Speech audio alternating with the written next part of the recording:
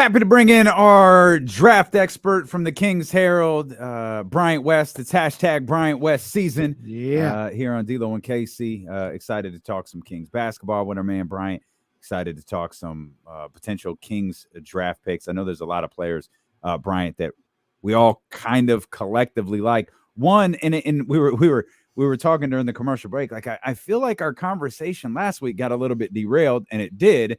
Because right when Brian joined us, we got the Chris Haynes tweet regarding Chris Paul, and then the war of the insiders began with Chris Paul and the Phoenix Suns and all of that different stuff. And Brian, one thing we wanted to ask you about was, I even saw something today. Chris Murray. We talked about last week the uniqueness, especially as a Kings fan and as a Kings draft expert, of evaluating picks at 24 versus 4 or 9 or something like that. And we've seen, we're going to get to Bryce Sensabaugh here in a minute. I one of the first names we talked about was this kid from Ohio State. I was like, man, I think I kind of dig this kid. Like, it's early in the process. I saw him in the second round a week ago. But I'll be damned, Bryant, if every week I don't open up a draft and one pick that does not change is number 24 in Chris Murray. It's damn near a unanimous decision that the Sacramento Kings take Chris Murray at 24. Yeah, I agree. It's lazy. It's just an easy thing for draft content creators just to throw in there at the end of the first round. Of course, the Kings are going to want to take Chris Murray. Why wouldn't they? And here's just 2 sentences I can come up with right now and just move on to the next one. So it's definitely annoying because I want to see more content. There is just a massive range of players who could realistically be Kings, like anywhere from, just pull open your favorite draft nerds big board. You can just go from like 15 or so to 35, 40. And I bet you could realistically make a case for a whole bunch of those players to go to Sacramento at 24. So continually seeing Chris Murray there is annoying. But I will say this: if Chris Murray's last name wasn't Murray, if he was who he is as a player but wasn't related to Keegan, we wouldn't see him mocked to the Kings as much. But I'd still think he'd be a guy that we should be talking about in the Kings range. Content creators wouldn't. They'd actually have to give reasons for their Sacramento picks beyond the Twin stuff. But I do think he's a top 20 guy in this class. And I'd still think that, even if he wasn't related to Keegan. He led his Big Ten team in points, rebounds, blocks, shot attempts, and three-pointers. And he took a team that was less talented than they were a year ago to the NCAA tournament again, while playing in the best conference in college basketball. Averaged 20 points and 8 rebounds on nearly 16 shots per game with just 1.5 turnovers per game. Like that's an incredibly efficient line for a guy with those responsibilities. And at 6'9", I honestly think he's as versatile or more so than anybody else that we're likely to talk about in the Kings range. There's certainly going to be players in this class who are, better defenders than he is, more efficient shooters than he is. But in this range, he's arguably got the best combo of scoring, shooting, finishing at the rim, rebounding, defending. That in itself doesn't mean he should be the pick at 24. And I bet when the Kings are on the clock, there will be some guys left who I'd prefer over him. But I think it does mean that he should be in the conversation. I agree with you that I wish it wasn't so lazy and just based on who he's related to. The crazy thing about the Chris Murray situation is I like his game a lot. I really think he can play. But to me, and tell me if you see any differences, he plays just like Keegan Murray. And I don't know if that's necessarily a good fit for this roster to have 2 guys that play exactly the same way. I think one of the things that they're missing is somebody that's a little bit more athletic, a little more explosive, both on the defensive end and on the offensive end. And like, if we're looking at it basketball wise, do you feel Chris Murray is a good fit for this roster at 24?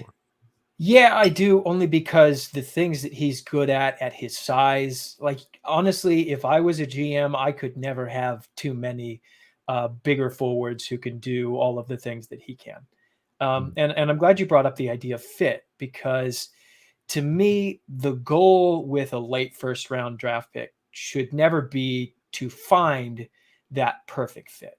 Like finding that ideal guy in the 20s, it just doesn't happen all that often. I mean, heck, finding a good player, an NBA player who plays a meaningful role for the first team that he gets drafted to, it just doesn't happen as often as I think we think it might. And to me, being overly concerned about fit, especially in this range, is how draft mistakes can be made.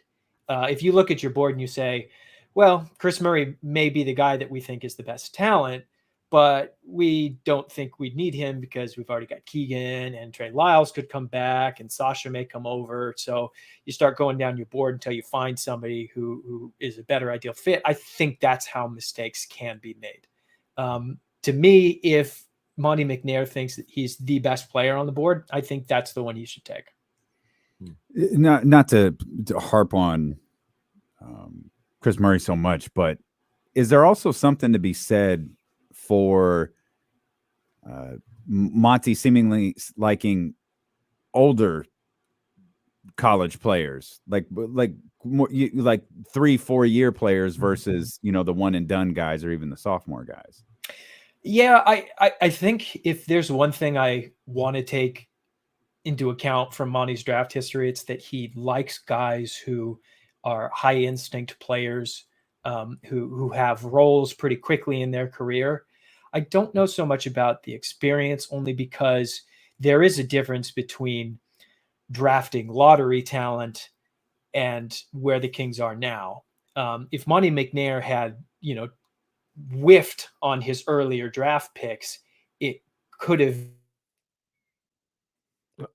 Do we have a oh my a Bryant West freeze, a first ever Bryant West freeze. This looks like the end of a I'm here. You're always back. I gotta say this, Bryant. It is an official freeze, though. You did have your first official freeze. You are now in James Ham category. Congratulations, sir. I'm always gonna remember the first one you had back when you guys were doing this at home, where you left poor Kenny by himself for like half an hour. Nugget Market. I was literally sitting in a parking lot trying to do a radio show. Failed there too because I have crappy cell phone service. Yeah, but we can move on from Chris Murray if you want. Like it's understood. We were talking about Monty liking older players or seemingly liking older players. I think Monty likes smart players who have clear roles at the NBA level. I don't necessarily know that he's always going to go and draft older players, but this will be a good test of that, because there's going to be a lot of project players, younger players, higher upside swings in the Kings range, and there will be guys who proved themselves more in college and who may be able to come in and contribute more immediately at the next level. Yeah. Do you have a thought on? I think I don't remember if we were texting or if it was in the chatty house. I want to go back to Bryce Sensabaugh. I mentioned him a moment ago from Ohio State. Really, when the Kings landed at 24, playoff thing came to an end, and it was like, all right, let's start looking at the the draft a little bit. He was one of the first players I looked at. Do you again seen him all over the place? Do you have an opinion on the kid from Ohio State? Yeah, when you said that there's a mock out there that has him in the second, like I know that I keep saying that the variance in this draft is going to be high, that I think you could realistically put any kind of order from like 15 to 30 or something, but that's just nuts to me because he's just an exceptional shot maker. 6'6", 235 pounds. He's built like he should have been playing a different sport at Ohio State. 16.3 points, 5.4 rebounds, 48% from the field and 40% from deep. Like he was their go-to shot taker. Very efficient, pretty much all across the board. He can shoot off the bounce, shoot off the catch. Absolutely elite efficiencies in the half court. Big Ten defenders all over him, paying full attention to him, and his body control as a shooter, his ability to just make baskets through contact is special. Really, I struggle to watch his film and think that this guy with his level of shooting ability is going to be in the Kings range just because he's a different kind of scoring prospect. The concerns, and I guess why he possibly could fall into the 20s, is that he's not a great NBA level athlete. He had knee surgery in high school and suffered another one late in the season at Ohio State. And that really shows in his functional athleticism. He's not great at getting to the rim despite his size and strength. Not a major threat when he gets there. Shot just 51% at the rim in the half court, which isn't great. And honestly, he's one of the weaker defenders in the first round. The effort is there a lot of the time, but he gets lost pretty often. Teams regularly took advantage of his lack of attention and athleticism.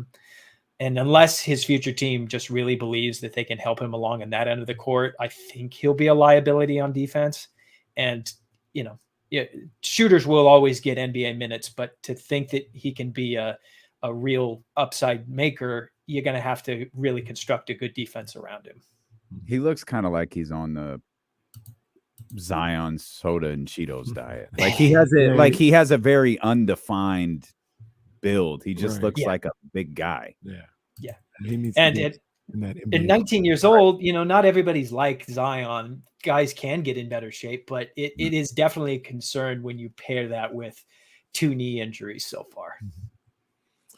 Hey, Bryant, there's another guy that I kind of took notice of because I saw his name floating around where the Kings would be drafting, and kind of intriguing on my end. Noah Clowney out of Alabama. You have any thoughts about him, his fit, his potential? And when I look at him, I see a power forward, and I don't know if whoever they draft is going to start day one, but that may signal them moving Keegan to 3 and having that 4 spot open for somebody like Clowney eventually next year. What do you think about him? Noah Clowney to me is one of my favorite upside swings in this draft class.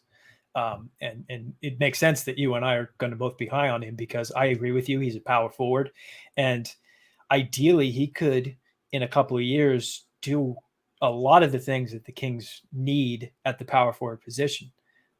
He started in every game he played for Alabama. They were an SEC title team. His stats don't jump off the page, 10 points, 8 rebounds, and a block per game. But I think it's important to note that he did everything that Alabama asked him to do as a role player. And what he did at Alabama just signals to me an ideal role for him at the next level.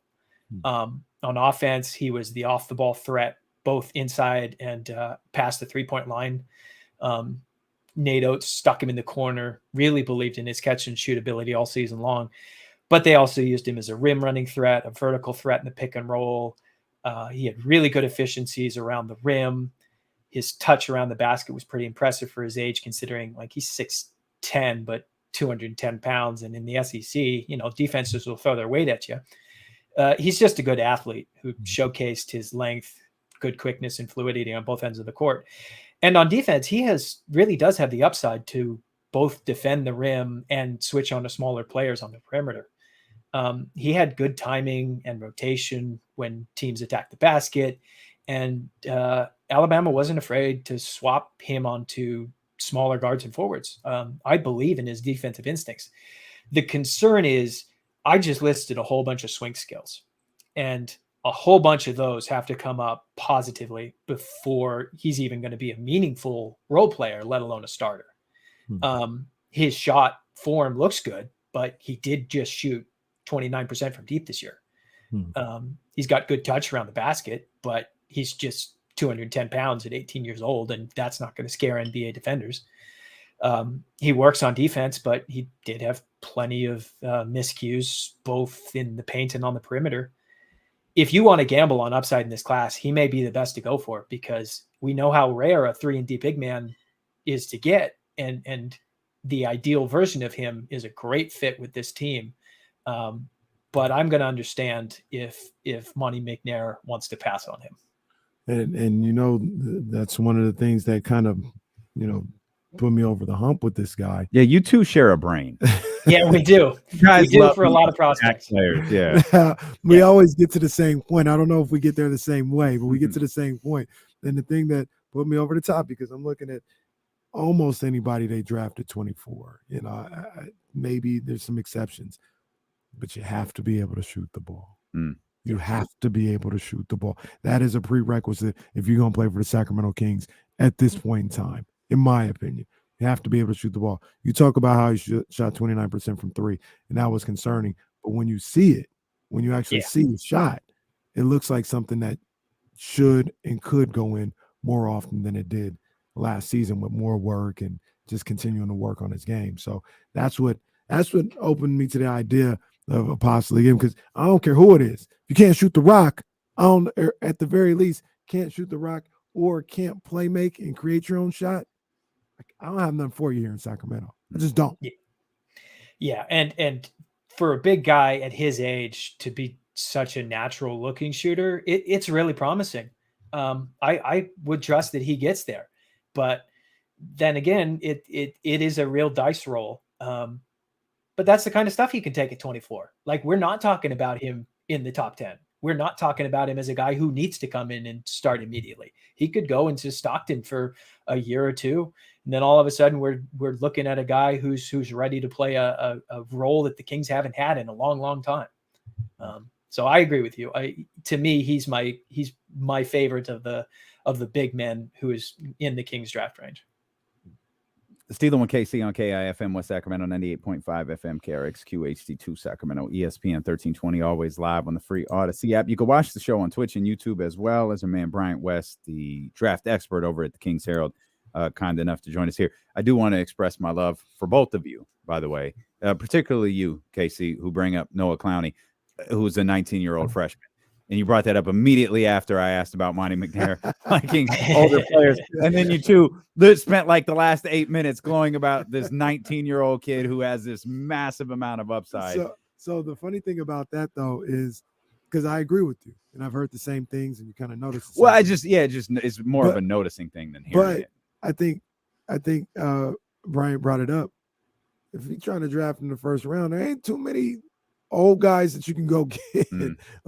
That list of like freshmen, it was crazy. Remember, I talked about it all throughout the season. I was like, yo, they've got some big time freshmen who are going 30th, 30, real late in the first round.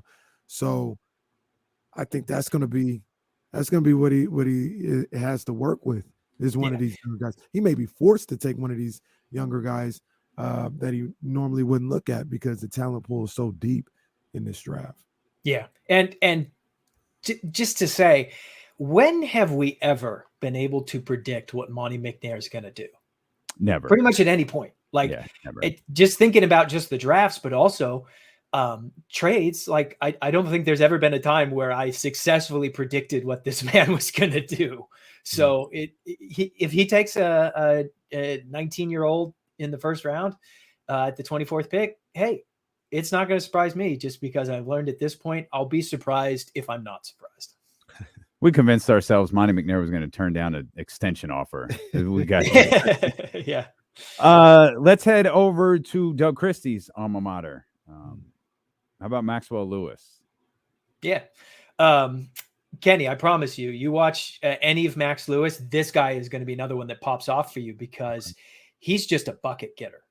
And I watched probably too much Pepperdine last year, because I am a son of the West Coast Conference, my beloved St. Mary's Gales. Pepperdine was the worst team in the WCC over the last 2 years, but I don't put a lot of that on Max Lewis, and I don't think that really limits who he can be at the next level, because 6'7", really sweet jumper, captivating upside, both as an on and off ball scorer. Shot 43% off the catch. And I think that's going to give him a really solid baseline moving forward. He can come in pretty much immediately and space the floor. Defenses are not going to be able to sag off him because he can just shoot it immediately. And then as you move along, I think he's a project player in a lot of ways, but as he develops, I think you can give him more and more on-ball responsibility because he showed real flashes of mid-range pull-up, turnaround, ability to get to the basket later and later in the season. I think that on the ideal team that brings him along patiently, he can be a 3-level scorer. To me, the concern is on defense. And again, I want to preface this because Pepperdine was just an awful defensive team last year, and they were the year before too. That whole team was a chaotic mess on defense. So maybe in the right system and a team that says, hey, you ain't playing till you put in some effort on defense. He has the tools. He's 6'7", bigger wingspan than that. I think it's a 7-foot wingspan. He's quick. He's long. He knows what he's doing, but he just has to put in the work on defense. So I think the question is, how is he going to transition to the NBA? Is he going to adjust to that new offensive role well? And can he put in that effort on defense?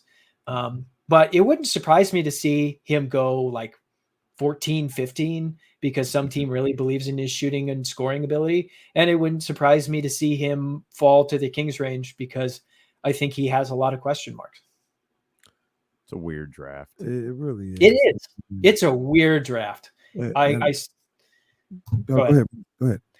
I started putting together my big board the last couple of days, and it's really, I'm just looking at it like anywhere from 15 to 40. I really can just be like, I have to go all the way down to like it's some of the later guys. Like Jalen Wilson is a 2nd-round pick on so many boards. He's not going to be in my top 30 or something. But if he's the pick for the Kings at 24, I'm going to immediately be able to point to what he did at Kansas, the efficiencies he showed, and sell myself pretty quickly.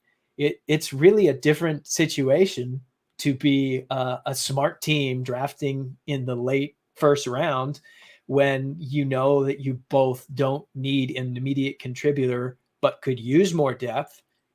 It just opens up, especially in a draft this deep. Jalen Wilson, my boy Keontae Johnson as well. Those are two guys that, man, if the Kings come away with one of those two in this draft, I'd be hyped about seeing them. I watched a lot of Big 12 basketball for whatever reason. But one last thing real quick, Bryant. Is there a position that you would be shocked if the Kings selected a player here? So would you be shocked if they selected a point guard, a shooting guard, a center? No, I wouldn't. Because at the end of the day, I think Jerry Reynolds made this point on the Kings Herald podcast a couple weeks ago. When you look at where teams kind of start their ascension and where they end up when they are the best team that they can be, the roster turnover is always more than you may expect. And at the same point, it's not like the Kings couldn't use more depth at pretty much any position. Like I know the point guard seems pretty full. Fox, Monk, Davion coming off the bench. But if they bring in another ball handler like Marcus Sasser from Houston, he's an absolute baller, can do it on both ends of the court. If they brought him in at 24, hey, they just brought in another playmaker who I think can play on and off the ball. I'm not going to be disappointed about that. If they go out and they get another shooting guard, like say it's Derek Whitehead or it's Brandon Pojemski from Santa Clara, I'm not going to be surprised about that because team always needs more floor spacing, and who knows what's going to happen with Terrence Davis moving forward. I always would love to see them go get more wings and forwards. And if they want to gamble on a big man, Trace Jackson Davis or, Noah Clowney, or insert your favorite possible big man here. To me, there's not a position, especially when you're drafting in the back half of the first round, that you just absolutely can't fit on this roster. Derek just had a surgery, didn't he? Foot surgery. Yeah. Derek was thought of as a lottery prospect a year ago. Kind of broke his foot in Duke's training camp. Didn't look right all year, but that didn't stop him from being an insanely efficient shooter. His movement shooting abilities, his ability to get shots off whatever balance he's got is absolutely impressive.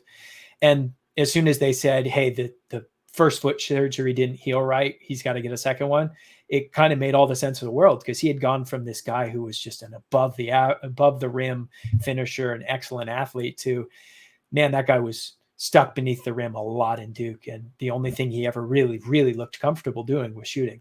To me, he's one of those upside swings I'd love them to go get, because I'm no medical expert. I don't look at his records and say, oh yeah, this foot surgery is really easy for him to come back from. But if you're adding a guy who was a 3-level scorer just a year ago, one of the top 10 guys coming into college, who also shot 42.9% from 3 this year, like, to me, that makes all the sense in the world.